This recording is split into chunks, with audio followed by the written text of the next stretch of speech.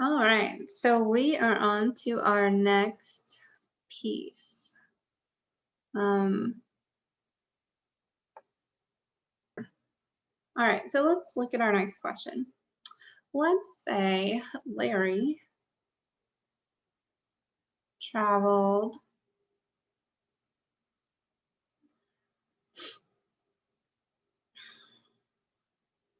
60 miles on 3 gallons of gas.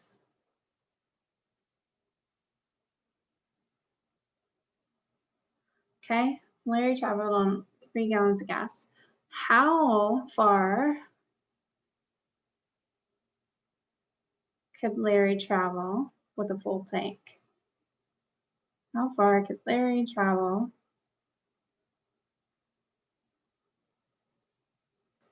with a full tank, which is 32 gallons? Okay, all right, so question mark. So how would we figure this out? Now, some of you guys probably don't need to set up a proportion, but the type of questions you're going to be asked is, how do you set up a proportion for this? You figure out the relationship between what's happening, and we want to know how far. So that's our unknown. That's our variable, x. You can use d, I don't care, but I just always use x. So we can say 60 miles on 3 gallons of gas is the same as x miles on 32 gallons of gas. Okay, so that's, you just want to find that relationship. And there honestly is a couple of different ways you could have set this one up. I did it this way because a lot of times people want to know miles per gallon. So this vehicle actually gets 20 miles per gallon. If you simplify this piece, you would figure that part out. And then you could just do 20 times 32. But that's besides the point. I want to walk you through the process of solving a proportion, and I just kind of use simple numbers, but it's okay. All right, so let's cross multiply. 3 times x equals 60 times 32. So I'm pausing just so you guys can grab that calculator and calculate that number. And you should get 1,920. And then we divide. And again, we divide because 3 over 3 is 1. 1 times x is just x. And then 1920 divided by 3 is 660. I'm going to double check that number real quick just because it is the weekend. And I was wrong, so I'm glad I checked. It's actually 640.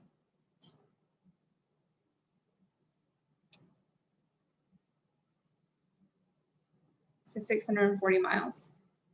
Larry can travel 640 miles on a full tank of gas. All right. Next question. Next question is about a ratio. So the ratio of two numbers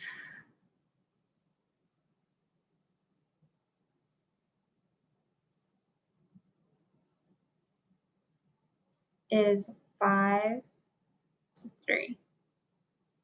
The sum of the numbers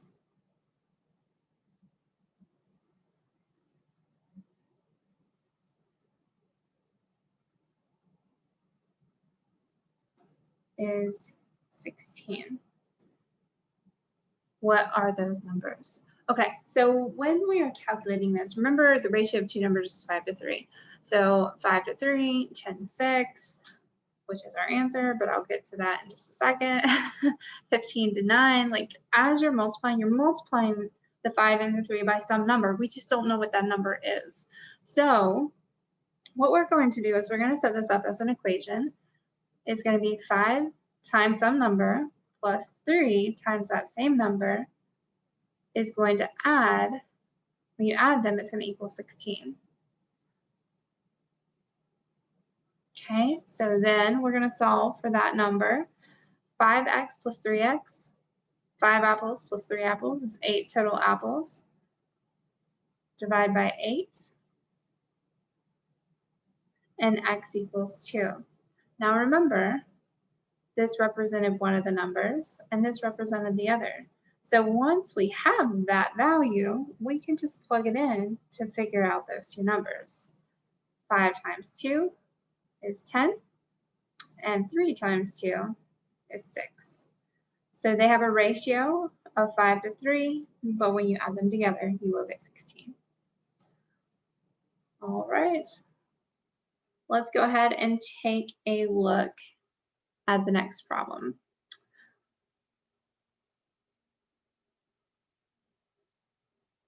All right. We're going to find the percent of increase on a pair of numbers. Remember, percent of increase is equal to the change or difference. It is a subtraction concept here. Divided by the original value. So let's say we start with a number that is 30. And it increases to 120. Okay? So what we're going to do to find the percent of increase is we are going to find the change. Okay, it's the new value minus the old value. That's going to be how you calculate the difference because it's subtraction. And we are going to divide by that original value of 30. So in this case, we get 90 over 30, which does equal 3. So what does that mean though? If we're looking for a percent, we got to change that number. Even though it's a whole number, we're still going to change it to that percentage because it's not 3%, right? 3% of 30 is tiny. Okay, it's not 3%. We got to change it. So when we change it, we got to remember to move the decimal over twice. So it's actually 300% larger than it was. 120 is 300% larger than 30. Okay, all right, our next one is converting a percentage, a decimal percentage, so 0.005%, we're going to convert that to a decimal. And again, percent to a decimal, we're going to move it to the left, okay? We're going to move it to the left. So we're going to keep going left, and we're going to fill in as needed. So 0.00005 as a decimal is the same as that as a percentage.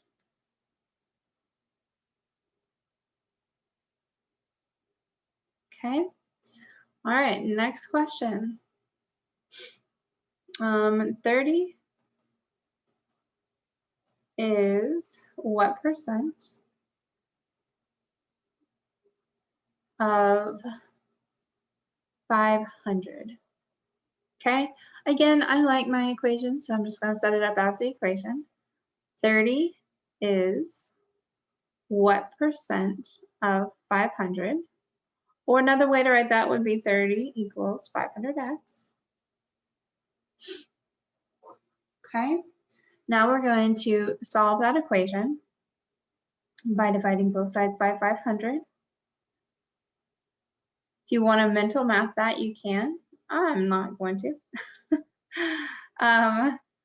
It's actually, I think it is, it's 6%, but double check your calculators.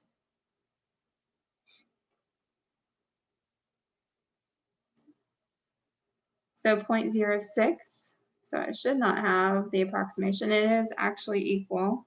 I only use the approximation symbols if it's a rounded value. Okay, and then once we have that decimal, we are going to convert it to a percentage because it's asking for that percent. So when we move it over, 6% is the correct answer there.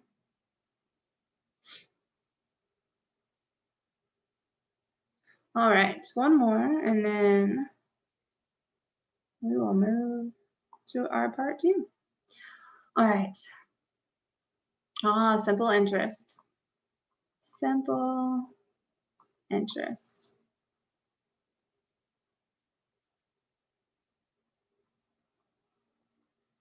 Simple interest is I equals PRT, principal times rate times time.